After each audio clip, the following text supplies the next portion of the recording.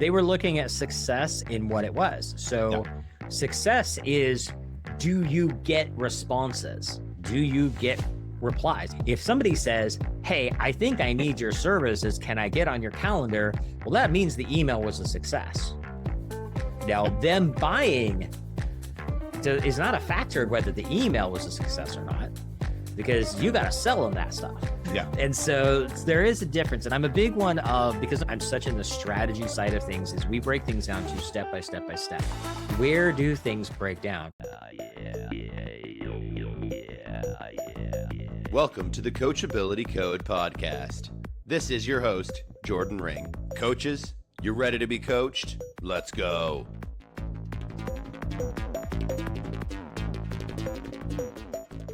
All right, everyone. Thank you so much for joining us again on the Coachability Code podcast. Today, I have another very special guest, Ely, with me today. So, Ely, thank you so much for being here.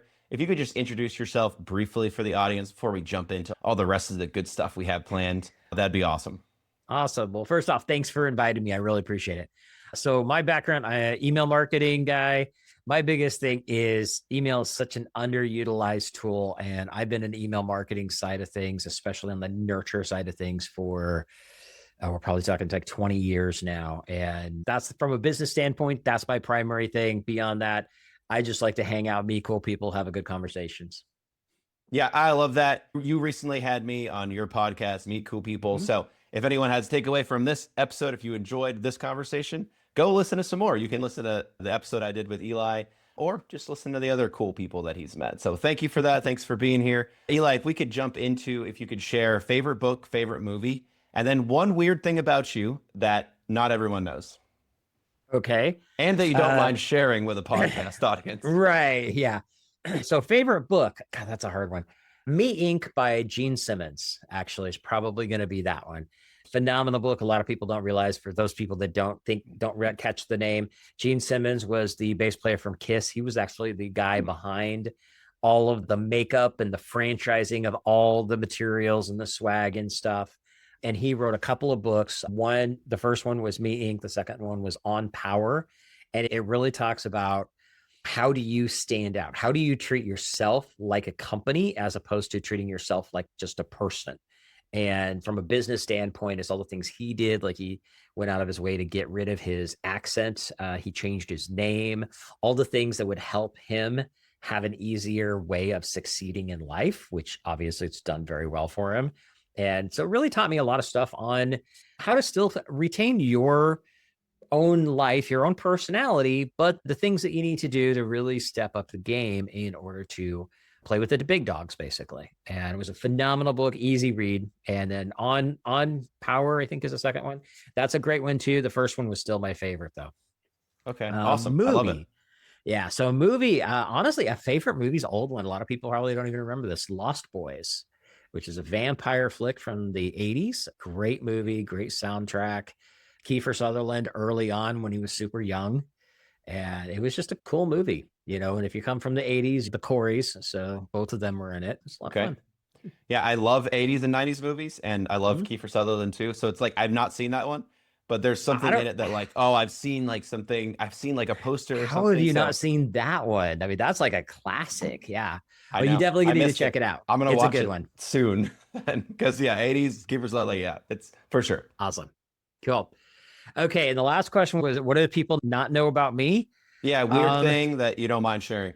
Oh, I got so many weird things. I don't know. There's some people that do know this. It's not something that I actually hide, but I am actually a traditional archer. So I shoot longbow. I do not shoot compounds. I actually did tournaments for many years. #1 longbow in sectionals in the Northwest of the US. Multiple years on that. Don't shoot near as much now because I just been too busy, but it's something that I do enjoy doing. It's a great way for meditation. That's really the biggest thing I got into it. So yeah, that's one thing. Like I said, it's not really overly hidden, but it's definitely unique. There's not a lot of people that go out, and I'm not a hunter. I do it purely just for fun and relaxation. I think that is super cool. So there's one time I went to a Ren fair, and it's the only time I've ever done it, and the only time since. I shot their longbow, and I won like third place in the competition. Of course, I had no idea what I was doing, but it was so much fun. And I could totally see getting into that. So I love that. That would Yeah. be cool too. I'm going to It's watch Lost Boys and I'm going to pick up the longbow. There you go. Well, if you have any questions, let me know. I got into the point of archery. I looked at it and I was like, I bet archery is a really good form of meditation. And then I Yeah. ended up looking it up and realizing, especially in the Japanese culture, it's actually well known for that purpose specifically. And even in like from the Japanese culture, they have their version, their tournaments essentially. You get scored higher on your form, on making sure that you're pulling it back properly and your back tension is done properly and all the things to do it. You actually get scored higher on that than you do on where you hit the target. Huh. And Very so interesting. it was really interesting. I've learned so much about it. I got certified as an instructor. I make strings for custom bows. So that's one of the things that I've had kind of fell into with it. And it's been a cool hobby, honestly. And it's something that is kind of a bit of a lost art too. Yeah, definitely. There's not a lot of people that have said I shoot longbow for meditation, especially for that reason. That's so Yeah. interesting. I love that. So, Yep. Thank you. all right, let's jump into the other stuff here. So, how do you normally answer the question? Someone comes up to you and says, "Hey, what do you do?" How do you answer that? So I'm an email marketing strategist. Reality is that we grow our businesses. We're growing our list. We're meeting a lot of people, having a lot of prospects, but most people really suck at the follow-up part. And that's what I help people with. I'm not a lead generation guy. I am once you get the lead, what are you going to do with them? Going back to your Ren Fair, I am a Ren Fair nerd as well. So Okay, I go to Ren Fair. Matter of fact, I went to a Ren Fair like 3 weeks ago. amazing. Yeah. And I always tell people that there's 1,000,001 different ways you can get them in the castle. That could be advertising, could be speaking, could be writing your book, all the different things that are out there. The question is, what do you do with them once you get them in the castle? And that's where my specialty is. That's where people hire me. I always tell people my job is to, number one, keep them in the castle. And number two, keep them away from the village idiot. And that's when we really build that relationship so they enjoy getting your emails and want to do business with you. No, that makes total sense. So, as this is a coaching podcast, my next question is, do you do this for people or do you help people do you coach people through this? Because I think when we talked about before, there was a mix. Like you do both kind of. So what does it look like to Yeah, what are the differences there? The answer is yes and yes. Okay. That's what I was thinking. So yes. Okay. Yeah. I started with the done for you forever ago. And it was a much bigger process of a whole bunch of things that we did.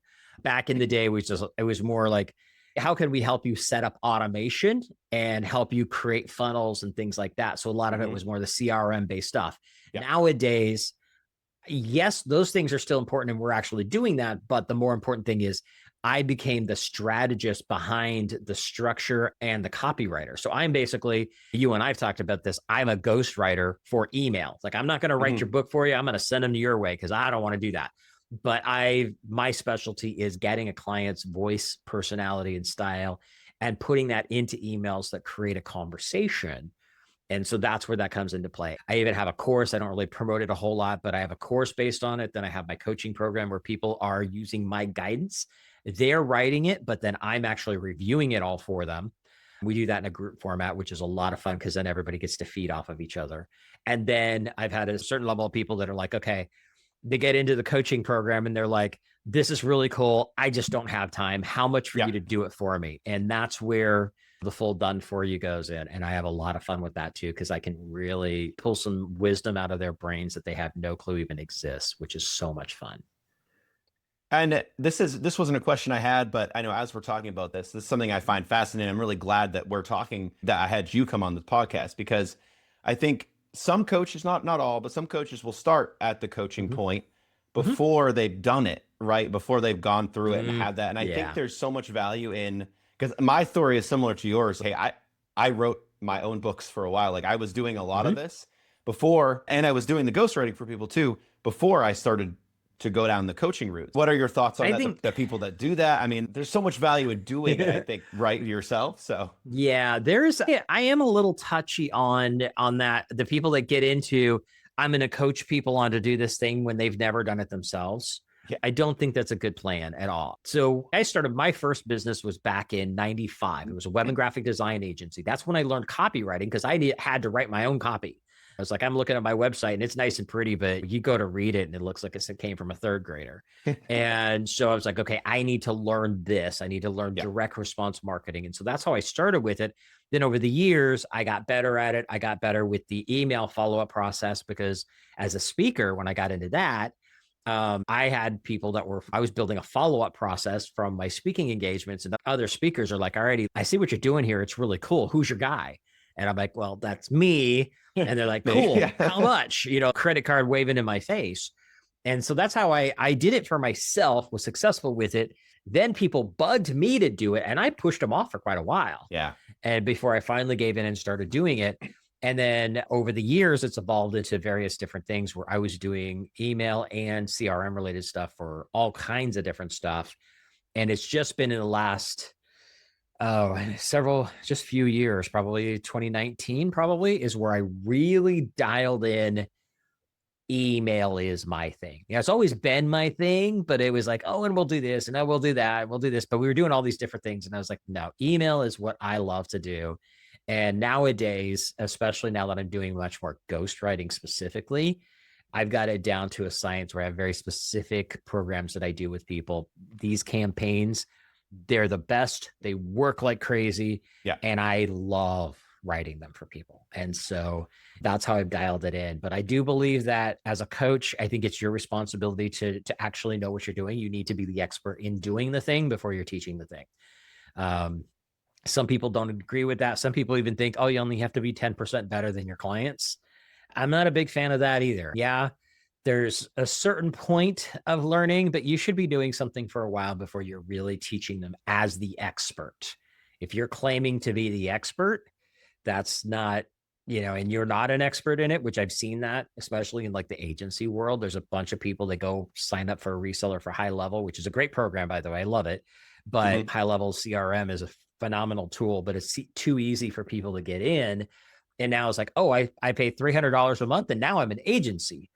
And they're selling themselves as an agency when they've never even built a funnel before, and it's like, that's the stuff I'm not a big fan of. Yeah, that's definitely questionable. So with that, how important do you think it is to keep skin in the game and keep doing it yourself? Because that's something I found with what I do. It's like, hey, I'm going to keep writing a book every couple years. I know obviously I get a lot of practice writing books when I'm writing for people, right? Like there's just natural practice in what you're doing. But yeah, do you find that you do work for yourself on the outside? Or I'm curious what your thoughts on that. Do you think coaches need to do that? I think they should. I do it a little bit different and probably not as much as I even should, because my system, I'm pretty sure you've heard me say this, is I have a 3-year campaign, 100% automated, 100% evergreen. I built it in 2013 and it still works today. That's amazing. I go in every once in a while and just read through stuff to make sure I don't need to update anything. Or maybe when I'm in my own list. And so if I get an email, I read my own emails to say, wait a minute, we probably shouldn't be promoting that anymore because we found a better tool or whatever the thing is, and I'll update it then. But my system is a 3-year campaign, which means my running joke is I could go outside and get hit by a bus today and still sell you stuff for 3 more years. Yeah. The key with it is I update it, but I don't have to keep recreating it because I created it for that. Now that is literally what clients are paying me for, is to create that kind of campaign and experience for their clients. So with that said, I think that like me as an email copywriter, I still need to stay on top of it. Number one is I'm writing for clients all the time. Yeah. Literally, I had a phone call with a client on Monday, and by the end of the day, I had 9 emails done for him. So I'm doing that on a consistent basis. I'm also signing up for all kinds of lists. My email would give people heart attacks for the number of emails I get every day. But I do that on the purpose of reading what people are sending. And the sad part is really 99% of what I get is garbage. So I look at it and go, well, this is garbage. I don't want it. I wouldn't read it. So let's not do that.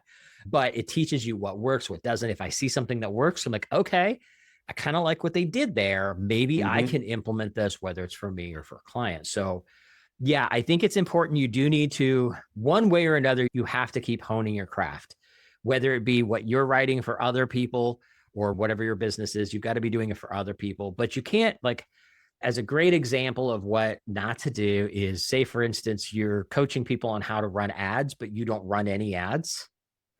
That's a big red flag for me. Yeah. So for me, yeah, my emails still work. The beauty of it is I don't do a whole lot of current emails for myself because the simple fact that I built a system. It's automated. It's evergreen. It works. I don't have to. Yeah. That's why I built it. And again, that's why people hire me. So that's where I think it is important that you need to hone your craft one way or another. And if you're going to hire somebody, you want to see what have they done, even if it's been done in the past. If it's still working, that's valid. If they did something 10 years ago and they stopped doing it 8 years ago, they're probably not the right person to be teaching you how to do it now. I think that's the big key. I like what you said there. Hey, what you're doing right now is working for Yeah. people, right? But exactly, if you think about, I mean, I think ads is a great example because things change all the time.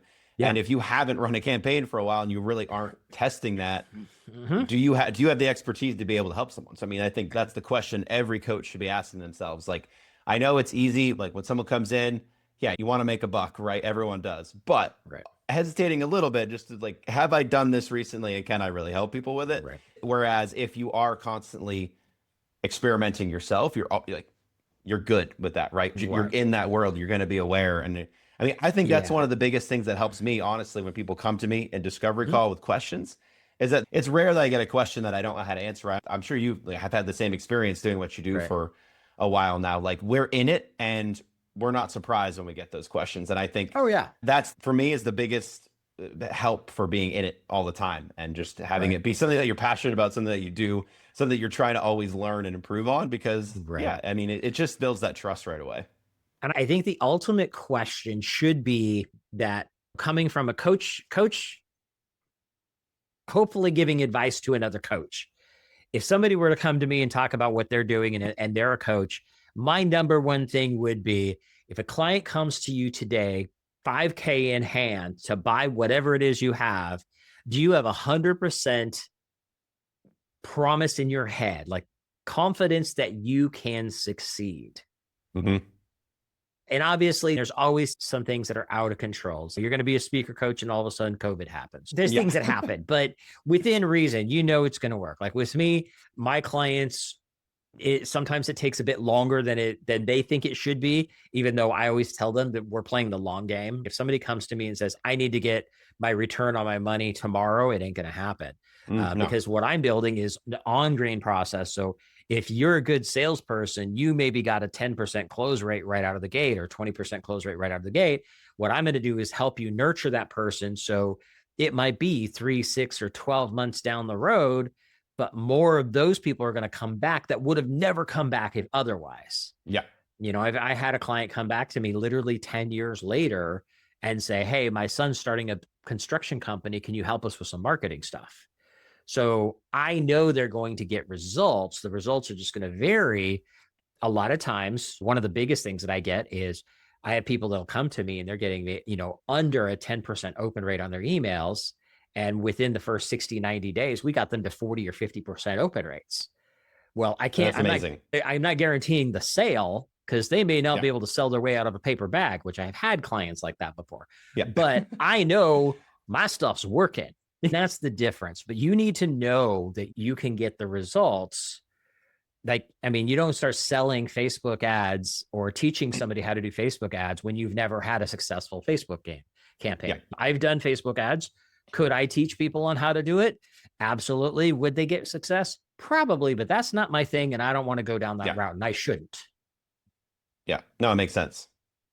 So let's think about some of your best clients and some of your worst. We'll get to that too. If you have a story, that'd be great as far as your best student versus your worst student or worst people that you've worked with. And it could be even be mentioned what you mentioned before about like, hey, that was the person that couldn't sell their way out of a paper bag. I mean, that's Right. difficult to work with because then you're putting all your time and effort, you're doing your job, and then they're still frustrated. So there Right. is some frustration there, even from our standpoint of like, hey, we're trying to help them with this Right. deliverable, but they need more Yeah. help than we can give sometimes. So yeah, so Yeah. best first and then worst. Okay. Well, let's switch it around. Let's do the worst first because Yeah, we're let's already do on that. that topic. Let's Yeah. do that one.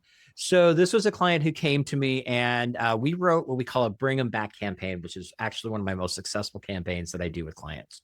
So here's something, if you're listening to this, get a pen and paper, pause, write this down because I'm going to give you something to do. I love We do a 3-year campaign or 3 email campaign, but I'm going to tell you what's in the first email right now. So you could literally go run and do this. And I think you should. I call it the magic script. Okay. So the subject line is, I'm such a slacker. Okay. You're going to grab their attention. Now, this is for people that you haven't emailed in a while, or people that maybe you've emailed, but all you're doing is sending them your newsletter talking about how amazing you are instead of actually adding any value. Because we all know that people that do that. So the subject line is, I'm such a slacker. And then you're going to just basically say, you know what? I have dropped the ball. I haven't stayed in touch with you the way I should. And I know that that is not the right way to do business. I apologize for making that mistake. And I promise to do better. The first thing I'd like to know is what's new and exciting in your world. And then you just sign it off. Okay. Don't pitch anything. Don't try to say, oh, and by the way, if you want a strategy call, go here. I mean, any of that kind of garbage, you're going to kill it. Don't do it fancy. Don't make any fancy graphics, no header at the top, no newsletter format. Just make it feel like you opened up Gmail and sent an email. Okay. So we did this with this client. And in the previous, we had looked at her stats in her CRM, and she had been getting under a 7% open rate for over 2 years. Okay. First email goes out, she gets a 9% open rate. Second email goes out, she gets 11% open rate. Third email goes out, she gets 18% open rate. She messages me and she says, they're looking awesome. And I'm getting so many replies back. I'm getting on the calendar with people. This is so really cool. But what do we do next? Because it was a failed campaign. I'm like, what do you mean it's a failed campaign? I mean, look at what? Yeah. That's such a weird way to word it. Exactly. I'm like, what do you mean a failed campaign? We tripled your open rates, and you just told me you've had more replies and conversations with people than you've had in 2 years. And she's like, yeah, but I didn't make any sales. And I'm like, so you got on a call with people. What did you sell them? Huh? And I'm like, there's the problem. Yeah. So she didn't even make an offer to any of these people. She didn't lead to that. And to be perfectly honest, out of one email, she shouldn't have. But you need to start it up, rebuild the relationship first. But if you don't ever ask for the sale, you're not going to get it. It doesn't matter how good every ounce of marketing you do is. So that was one example. And I'll show you one. I'll actually share one that is actually 2 different ones because they're very similar, using the same campaign or same email. They didn't even send the whole campaign.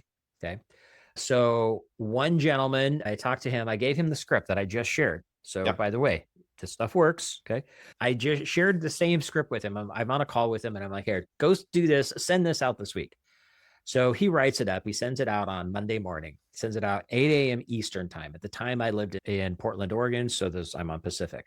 And I get up at 8 o'clock my time and I look at my email and I see an email from him saying, holy God, Eli, I cannot believe this. I sent this email at 8 o'clock and I've already got 20 responses to it. And I'm like, awesome. Now get them on calls and let's see what keeps happening. By the end of the week, he had a brand new coaching program for $500 a month and had already sold his first one. And none of it existed on Monday when he sent that email. But he got on a call with them and he started having conversations and he figured out what they needed and literally said, you know what, that's something that I can help you with.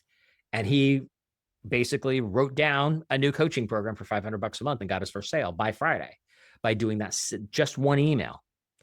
Another client did the same process. We actually wrote it for her. So I go through the process for her. And it was all 3 emails. We wrote the emails. We put them into an automation, put it to her list.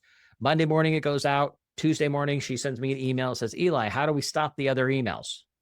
My first thought is, oh crap, what happened? And so I pick up the phone and call her. I'm like, I'm not even going to email back and forth. I call her. I'm like, what's wrong? She goes, everybody replied. What do you mean everybody replied? She goes, everybody replied. That's amazing. And lo and behold, her calendar was booked solid for the next month. She did over $12,000 in sales by that Friday, selling from that same email that I literally just gave you the script. We didn't even use the other 2 emails. Yeah. We didn't need them. So those are just off the top of my head kind of things. And those are the kind of things that we get, those kind of results that are just so much fun when we get that. I mean, I had another client who came in and just was like, Ely, I got to tell you, I know what you sold me. And I still wasn't sure I believed you, even though I believed you. So I paid for it. I trusted you, but what you said you were selling, I really wasn't sure if I was going to get the results. And oh Yeah. my God, this is so awesome. I've had more replies since I launched this campaign than anything I've ever done in 4 years.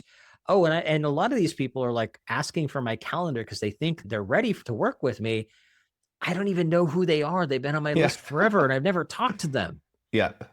And so these are the kind of things that we get on a regular basis. No, that's super cool. So if you could define it, what do you think is the difference between the people that were able to take that and find success from those emails and the one person that said, Ely, this was a failure? Like, do you see differences between those people in terms of their like viewpoints, perspectives, abilities? Yeah. Yeah. They were looking at success in what it was. So Yeah. success is, do you get responses? Do you get replies? If somebody says, hey, I think I need your services, can I get on your calendar? Well, that means the email was a success. Now, them buying is not a factor of whether the email was a success or not, because you got to sell them that stuff. Yeah. And so there is a difference. And I'm a big one of, because I'm such in the strategy side of things, is we break things down to step by step by step. Where do things break down? Because I know my stuff's not breaking down. I know that if we go from 10% open rates or 7% open rates in that one, and we get them as high as, 40, 50% open rates, well, it's not the emails.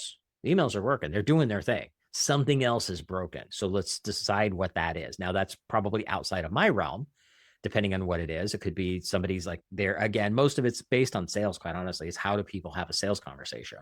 That's the part they break down on, and they need to hire a sales coach for that process. But that's the biggest thing is you have to break things down into small chunks and look at step 1, step 2, step 3. So there might be 10 steps in a prospect journey with you, and you need to figure out where are things breaking down. And that's the biggest thing. If somebody's struggling with sales, that's the first thing that I'll look at is, okay, let's look at every one of the steps and see where do things break out. You got 1,000 people go to your website, but nobody ever opts into the thing on that web page. The copy on the page is the problem. I mean, that's pretty obvious. So we have to break it down where it's going. And I always say, I want to do that because the fact that I know, okay, it worked here, worked here, worked here, worked here, but it didn't work here. This is where all of a sudden everything drops off. Well, there we go. There's the problem. Let's fix it. And I feel like the major takeaway on that for me, and I think, and hopefully for all coaches listening to this, it's not what do you need help with, it's where do you need help, right? Because like, Absolutely. yes, if you did that, you have success. Even if you sent out this, even if you copied exactly what Ely just said, sent out this email and you get a bunch of responses, then you get on calls with people. Then you can't close a deal. Maybe you need help from a sales coach or you need to take a sales course or whatever it is. Right. Or maybe you're already good at sales mostly and you're missing one little thing, but it's being aware of what that is. And then, looking at the data and then being aware of yourself. I think one of the most important things coaches can do is being aware of where they need that help. And then I would say the other major takeaway is that if you as a coach don't already have an email list, probably get an email list, right? Like, would that be a major takeaway that you would share? I've had so many successful coaches and internet marketers and all kinds. I mean, people in the marketing world that have done their thing, they've been successful. And when people have asked them, what was the biggest thing that you wish you had done better? Or what would you tell yourself when you started to do differently? Almost every one of them said, start building my list sooner. Almost every one of them. And that's one of the biggest things because your list is a lifeblood of your business.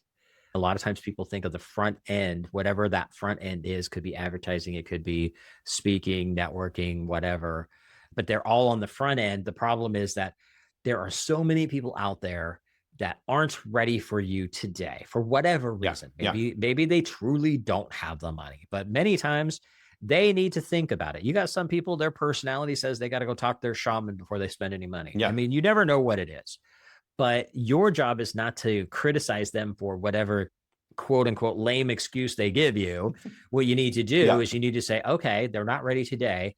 What can I do to make sure I'm in front of them when they are ready, top of mind, and building the trust, building the relationship. So when they are ready, I'm the first person they think of and they want to do business with me. Yeah. That's the difference. I think that is so important. And it's cool because it's those people that come to you, like you said, after 10 years and say, hey, Eli, I want to work with you. And you're like, okay, this is great. I've been in communication or whatever through that. And that does happen. I hear from people all the time. And this happened to me too. People come years later and they say, hey, Jordan, I'm doing this and I'm ready to go. Or I've had people say, hey, Jordan, like you're the person that I'm definitely going to work with on this. And I think for some like pure marketers or pure salespeople, they'd be like, that's just an excuse or they're just saying that. For me, Right. that's what I want to hear. To me, that's a win on a sales conversation. It's not an immediate closure, but hey, Right. I'm the person that they want to work with. So who's going to stay top of mind? They're not going to go in and probably interview 5 or 6 other book ghostwriters. Now I'm already their guy for that. Right. If they do that, totally fine. But most likely once they get ready, they're going to go Yeah. with me. Right. So, Well, and the key is to all of that, because you are absolutely right with that. But the key to making this make sense is it's your responsibility to stay in front of them consistently, yeah. Yeah. so they don't forget about you. Because I've had times, even personally, where I have been ready to buy something and I couldn't remember who that person was. Yeah. Because I might have been 6 months later. I meet so many people, I can't remember everybody's information. And so it's your job, and it's every one of our job, to make Yeah. sure we stay in front of them on a consistent basis. And I always tell people, add value, stay top of mind, make sure that they know you care about them, not just see them as an ATM, and don't become an annoying pest. No. Because you can stay in touch with them very, very, very consistently, like more than weekly. I don't recommend daily for most Yeah. people. Some people do it, but I'm not a big fan of daily. But you could do it No. weekly and even more than 2-3 times a week, even. That if you're adding value and coming from a place of I'm here to help you and I want to see you succeed, as opposed to, hey, I got something cool you should buy every single time, they will pay attention. They may not read every email, but they'll pay attention. They'll keep you top of mind. They will think about you. And when that light bulb goes on and they're ready, they're going to call you. They're going to reply to that email from you and say, hey, you know what? Something just changed. I'm ready. Can I get on your calendar so we can talk? Boom, done. And that adding value piece is probably the number one mindset perspective shift you can make from thinking, I just need to keep following up with my people versus adding value. Because what you can do when you add value is you can say, hey, I just started a podcast. Would you like to come on? You can say, hey, have you read this recent report? I mean, whatever it is. Or, hey, here's someone that I want you to meet. I'm going to do an introduction for you that's going to help you in your business and what you're working on. Again, absolutely. Like it's not like, yeah, you're doing it to stay top of mind. Sure. There's nothing wrong with that as far as your intention. And you can also be doing it as just a nice person that is, someone that they want to connect with. Yeah. It doesn't have to be, let me touch hey, on I was that checking, I want to work with you. It doesn't have to be like, yeah. Well, and let me touch on that for just a second, because you're absolutely right. All of those things, those are the kind of things that we talk about. Those are the type of things that we start building into what we call the ultimate follow-up. So let's talk about a great example is your book or a book recommendation. When you do these, everybody here, because you're the ghostwriter, so the people listening to you, I know they're either authors or going to be authors, because they're all working with you and it's going to be an amazing book. oh, But 100%. 100%. It's going to be an amazing book. However, it's not a spot for you to recommend your own book. Yeah, because even if you're selling it for 99 cents on Amazon, it's still self-serving. And subconsciously, that is going to be triggered into their head. And so there's a time and a place where you can promote your book, and there's nothing wrong with doing that. But I see so many people that are like, oh yeah, the whole thing about suggesting books to read, that's awesome. And next thing you know, all they're doing is recommending their own books. That's a pitch. Yeah. I mean, I don't care if it's 99 cents. You could be offering it for free. It's still a pitch. So there's a different mindset. There's a time and a place for that. That's okay. But it has to be in a certain time and a place. Don't think that I'm adding value because I'm recommending you buy my book.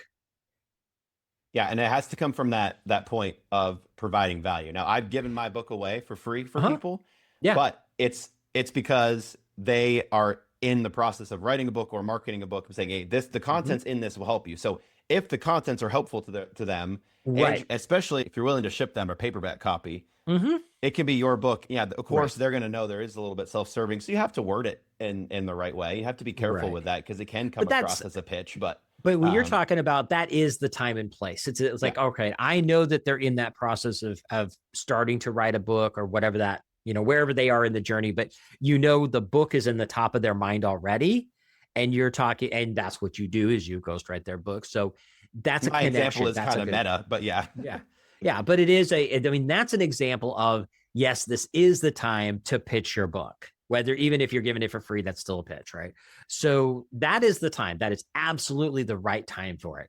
But don't go out of the random person you're putting it into your 3-year campaign like that and just have, hey, here's a great book you should read because it's going to help you, blah, blah, blah, blah. And it happens to be mine, right? Yeah. It's a very different conversation than, hey, you know what? I wrote this book. It's been really good. And if it's something that could help you out, I would love it for you to check it out. That's a different conversation. And it needs to be worded differently as well. Has a lot to do with psychology. Yeah.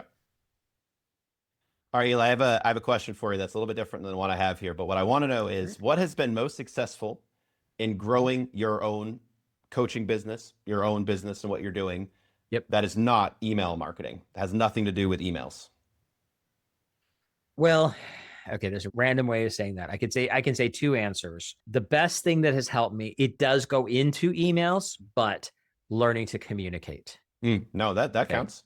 Okay. So learning to communicate absolutely is the best thing. Learning how to read a room, how to talk to people, how to stop and listen. That's a big one people forget. And a lot of it is even the psychology of that, of learning how to communicate more effectively, goes into email marketing as well. Now, on the other side of that, the number one thing that I do to help my business that is not email marketing is speaking. I Okay. love speaking, whether it be getting on a podcast like this or put me on a stage in front of 300 people. I don't care. I'm just going to have fun teaching some cool stuff. I guarantee that whoever it is, I'm going to give them something they can go run with, AKA the magic script I shared earlier. Everybody should listening to this should be going and sending that email like this week. Those are the things that I love doing. I love the speaking part. And it has been the number one way for me to grow my business since I started. No, that's amazing. And do you feel like I'm curious too with podcasting and your podcast, the Meet Cool People Mm-hmm. podcast, how has that impacted and helped you grow? Because I mean that speaking that fits with that. But would you say there's anything else with that? Yeah, to some degree, but the Hmm. podcast honestly is purely I have cool people that I meet, I have good conversations with, and I just want to have a better conversation and then share it so we can share some Yeah, cool stuff. that's cool. So it's designed that way specifically. I don't get clients from this one. I used to from my previous podcast, and it was great because it was called Driving Your Marketing, and it was all Hmm. about other marketers and what they do. Somebody specializes in video marketing or somebody specializes in ads or whatever. And I would interview them and let them share actionable steps for the audience. But the funny thing is, the best way that I got clients out of that was after the camera got turned off. I would be like, okay, this was awesome. Thank you so much. I loved it. Before we go, I just got one quick question for you. What can I help you with? Hmm. And I cannot count the number of people that would say, do you know anybody who knows Infusionsoft, which happens to be the software that we used to use? Now, if anybody knows, Infusionsoft was more commonly known as Confusionsoft. And at the time, my partner was one of the top, I would honestly say probably in the top 5% of the world of knowing Infusionsoft. And so I would say that I was like, well, I got somebody right here. Yep. And I wasn't publicly advertising our email marketing side or any of that kind of stuff because I was teaching and coaching much more generically at that time. But that business grew completely behind the scenes with no advertising purely because of that situation of asking the question, what do you need help with? And having them come to me and say, do you know anybody who can help me with this? They didn't know, they had no clue that's what we had the capabilities to do. And that actually started the entire back end part of the business. So this podcast is a lot different. I think that it does a good job of solidifying a lot of the conversations that I have, Cool. building on those relationships. Does it result in clients? Not so much.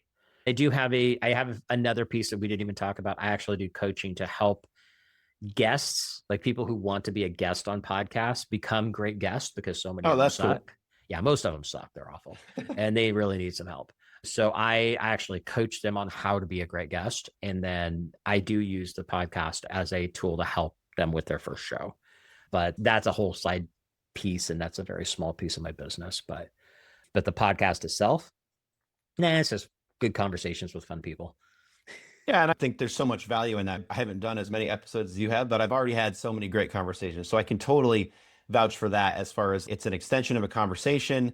It's really diving into stuff a little bit deeper, and it's giving people the chance to share about what they're working on, Mm-hmm. what they're excited about, what they're passionate about, what they feel with their coaching business. And yeah, I think there's some cool things there. So I love everything we've talked about. I think it's been fantastic. Do you Awesome. have the last question? I want to make sure that people get a chance to say Okay. what they want to say. I know we've talked about email marketing, we talked about your podcast, we talked about some good stuff, but Yeah. do you have a soapbox that you like to stand on for either your speaking engagements or your own podcast that you've done? And I'd love to hear it if you do. Okay. The soapbox is related to email marketing, but it really boils down to treat people like humans. Yeah. Okay. Treat the people on your list. There's a phrase that used to be super popular. It doesn't get used as much these days, and a lot of times it's because people are more thinking about your list being your social media followers and stuff like that, where actually your Mhm. email list is still your most valuable asset. Those other ones are other people's sandboxes. You want to get them in your own sandbox. You want Yeah. to get them in your castle, right? Because all of those So other castles can collapse. exactly, 100%. And I've seen it happen time and time again. I literally seen people's businesses get shut down almost overnight because of the logarithm changes or the rules change or so and so drops a new rule of something you can't do on their platform and all that Yeah. kind of stuff. So the phrase used to be like before all this stuff, like before social media was a big thing, it was all about building the list. And there's a great quote, a great phrase that was used, but it was kind of misused. Another marketer, Sylvie Fortin, she passed away many years ago. She's an awesome, awesome gal. And she said, everybody talks about the money is in the list. And the problem is that that's not quite true. The money is not in the list. The money is in your relationship with the list. And that was one of the things I learned that back in probably no later than maybe 2012ish, probably even way earlier than that, probably 2009, honestly. But that hit home for me because everybody talks about grow the list, grow the followers, all that kind of stuff. But it doesn't matter if you have 1 million followers on social media if none of them really have a relationship with you. They don't care. People want to be cared about, and in today's world, especially Yeah. with the rise of AI, people are getting more and more bombarded by more and more stuff. There's more noise out there. The person who stops and talks to somebody and has a real conversation with somebody and treats them like a human being instead of a dollar sign, that's the person that leaves a lasting impression. And that's where you build longevity. I've been in business for over 30 years. And this year in January, I literally shut down a piece of my business that's been running the whole time at a loss because I was too lazy to stop and do anything about it. But I finally broke down. I was like, I need to do this. And some of these people that I let go, I had 5 clients literally that had been with me for almost the entire 30 years of business. Mm-hmm. Loyalty, that you can't build Yes. that with AI. You build that with relationships. And so the relationship with the list is the key. And it doesn't matter what list, whether it's email, whether it's social media, however you do it. Obviously, I'm a big fan. Build your email list because that's where it's going to help. But that is the most powerful thing is if you can build a relationship with the people that connect with you and make them feel like you care about them and you want to see them succeed, regardless of how much money they give you, that builds loyalty for life. You'll even build loyalty out of people who aren't customers. They're not clients of yours, but they will send referrals crazy left and right. And that's a good place to be. And I think that last thing you said is what people discount probably the most about social media following, even about their email list. Not everyone is going to buy from you, but if you treat them with respect and if you gain their trust, they're still going to help you with referrals, whatever it is. They're going to be your cheerleaders, and that's absolutely valuable to have those people on board. And who knows, maybe one Absolutely. day in 10 years, they'll say, you know what? I'm going to work with Jordan now. And like we said before, they're not going to Yeah. work with someone else. They're going to work with you because they already know you and trust you. So Absolutely. I love it. I think that's a fantastic place to end unless you have anything else to share. I think this has been an awesome podcast and going to be super helpful for any coaches that have listened all the way up until this point. So this is awesome, Eli. Thank you. Well, thank you, Jordan. It's my pleasure to be here, and I love sharing this stuff. So thank you for giving me the opportunity. Awesome. Hey guys, Jordan here one more time. Quick note for you. I forgot to ask Eli in this excellent podcast episode where people could find him. So go to connectwitheli.com to connect with him to learn about nurturing and growing your email list. And remember, that's Eli with a Y, so E-L-Y, connectwitheli.com. Thanks again for listening. Have a good day. Are you still here listening to this podcast? You're awesome. I got 2 CTAs for you. Number 1, subscribe to this podcast for more. And number 2, have you ever thought about writing a book? Contact Jordan. He can help you out. Jordan@jmring.com.